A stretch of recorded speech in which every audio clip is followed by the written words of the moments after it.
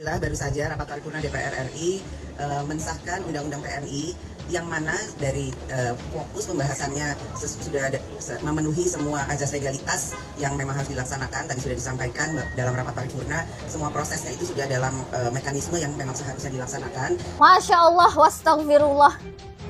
Kita punya pimpinan DPR RI yang begitu bermuka tebal, penuh percaya diri di depan kamera wartawan menyampaikan kebohongan dan pembodohan kepada masyarakat.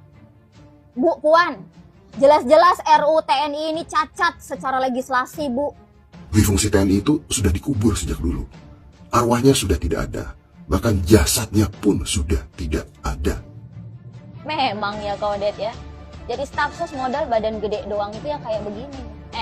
Kutanya dikubur di mana? Dikubur di mana? Oh, paham tidak? Di otak kau itu pernah nggak dapat input informasi tentang peristiwa Talang Sari, Tanjung Priuk, Malari, ditambah lagi begitu banyaknya korban penembakan misterius, para aktivis dibunuh, mahasiswa diculik, yang beberapa keberadaannya sampai hari ini kita nggak tahu di mana. Dan roh mereka, nyawa mereka tuh masih bergentayangan menuntut keadilan. Sejumlah alasan mengapa Undang-Undang TNI perlu dibatalkan. Beberapa alasan masyarakat secara umum harus menolak UU tersebut. Pertama, hasil revisi tersebut akan mengancam independensi peradilan dan memperkuat impunitas atau kekebalan hukum terhadap anggota TNI. Hal ini dikarenakan UU TNI menarik kembali TNI ke dalam peran sosial politik bahkan ekonomi, bisnis seperti masa Orde Baru. Hal itu terbukti tidak sejalan dengan prinsip dasar negara hukum dan supremasi sipil serta merusak sendi-sendi kehidupan demokrasi. Jika hal ini dibiarkan akan berdampak serius pada suramnya masa depan demokrasi, tegaknya negara hukum dan peningkatan eskalasi pelanggaran HAM, pelanggaran berat HAM di masa depan. Alasan kedua, UU TNI bertentangan dengan rekomendasi Komite Hak Sipil dan Politik Universal Periodic Review serta instrumen HAM global seperti Statuta Roma ICC dan Konvensi Anti Penyiksaan.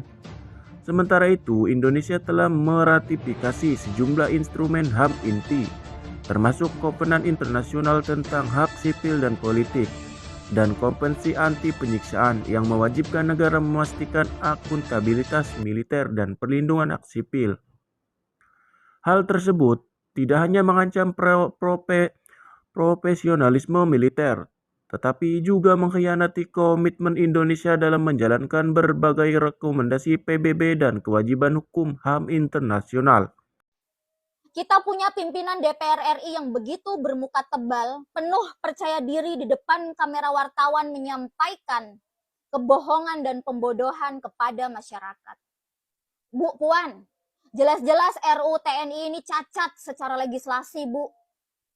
Pertama, RUU TNI tidak pernah masuk ke dalam Prolegnas Prioritas 2025 sebagaimana ditetapkan di November 2024.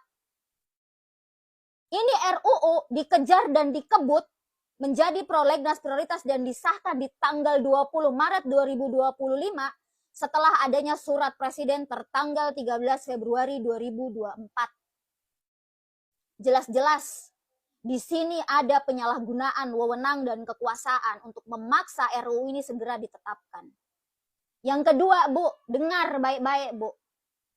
Bahwa RUU TNI masuk dalam prolegnas 2025 tanpa ada pertimbangan dari Badan Legislasi DPR. Bahkan ketika ditetapkan masuk menjadi prolegnas prioritas 2025 pun tanpa sosialisasi dari Badan Legislasi DPR. Hingga ditetapkan.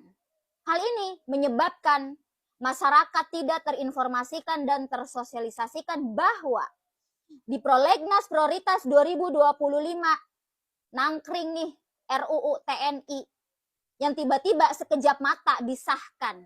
Ini kan masyarakat dibohongi, masyarakat dikelabui. Selanjutnya, Bu, jelas Jelas-jelas ini barang dilakukan secara sembunyi-sembunyi. Kenapa sembunyi-sembunyi? Karena sampai hari ini, Bu, dari mulai naskah akademik, DIM, atau daftar inventarisir masalah, sampai draft RUU TNI terbaru, tidak ada yang bisa mengaksesnya secara terbuka. Bagaimana kita harus membaca?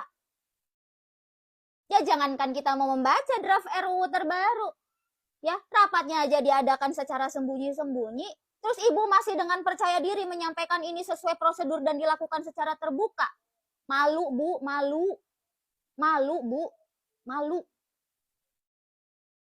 Jelas-jelas ini mengangkangi demokrasi. Jadi, come on. Jangan seolah-olah bahwa masyarakat ini bodoh, dungu, tidak tahu apa-apa. DPR dan pemerintah menerima masukan dan aspirasi dari seluruh elemen masyarakat yang dianggap penting dan perlu. Tentu saja juga masukan dari mahasiswa, perwakilan mahasiswa juga sudah kami dengarkan. Bullshit. Masyarakat yang mana, Bu? Jangankan masyarakat umum. Itu koalisi masyarakat sipil datang mendatangi rapat diam-diam yang diadakan oleh Panja, dan pemerintah pun dianggap sebagai tindakan anarkis. Interupsinya tidak ditanggapi, bahkan dilaporkan ya kan ke polisi. Bahkan terbaru nih ya kan ya, itu kantor Kompas dikirimin kepala babi. Hah? Dari mana ya? Keterwakilan mana? Udah gitu dibilang mahasiswa yang mana? Itu mahasiswa banyak-banyak demo. Dari Jogja sampai sore ini pun ada tuh mahasiswa demo di depan DPR RI. Didengerin kagak? Ah? Kalau udah telinga udah budek, hati jangan mati, Bu. Jangan belum apa-apa berburuk sangka. Ini bulan Ramadan, bulan penuh berkah. Saya juga harapannya gitu, Bu. Bulan puasa, bulan Ramadan penuh berkah gitu. Setan-setan dikerangkeng. Wah, tapi ternyata, Bu, setan iblis sampai dedemit dilepas bebas, Bu, merasuki manusia-manusia di parlemen. Let's start. Oke, let's start. Dwi fungsi TNI itu sudah dikubur sejak dulu. Arwahnya sudah tidak ada. Bahkan jasadnya pun sudah tidak ada. Memang ya kau Det ya. Jadi staf sus modal badan gede doang itu yang kayak begini nih.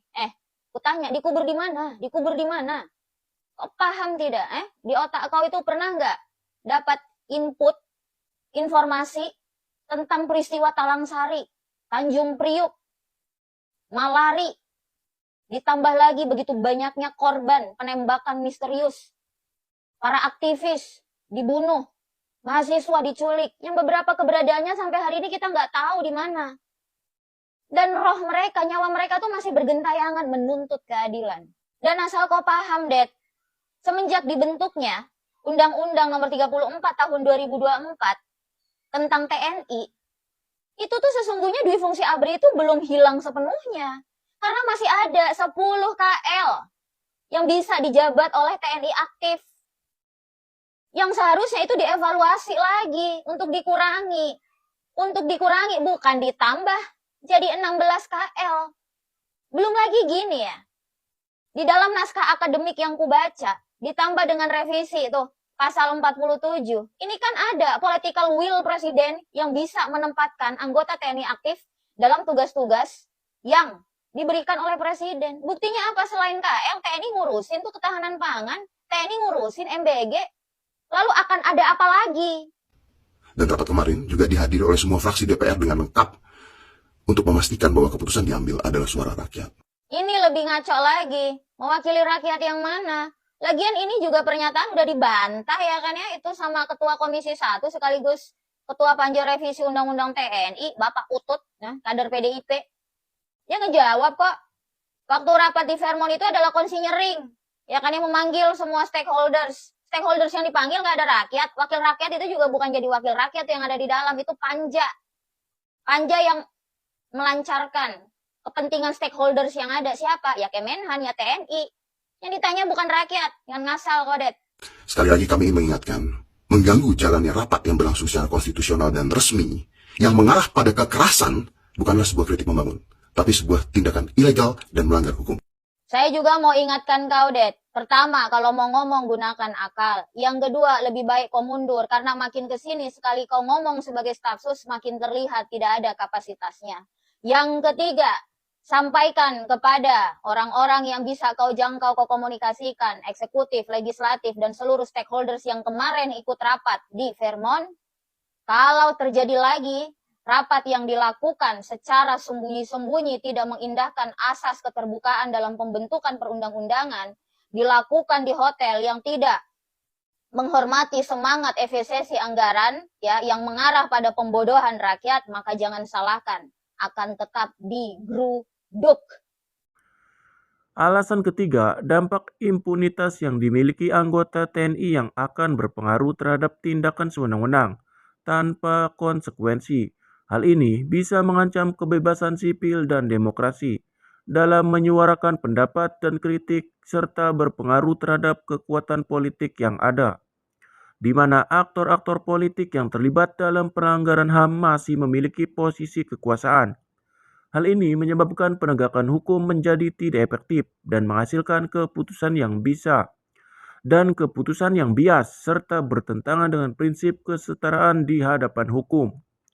Alasan keempat, pengembalian dui fungsi TNI akibat perluasan tentara aktif menjabat di jabatan sipil dapat mengancam supremasi sipil, membuka ruang ikut campur ke wilayah politik keamanan negara, hingga menganulir suara rakyat melalui DPR dalam pelaksanaan operasi militer selain perang.